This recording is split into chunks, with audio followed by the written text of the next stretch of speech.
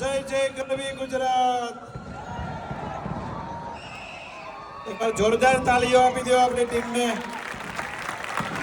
કરોડો ભારતીયોના દિલને રાજી કર્યા છે આપણા પ્લેયરોએ. ત્યારે એકવાર જોરદાર તાળીયા.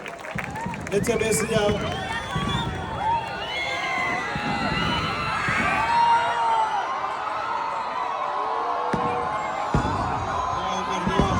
જો આપણે ઉપર અગાસીમાં આપણા ફટાકડા ફૂટે છે, જુઓ તમે બરાબર મફતમાં.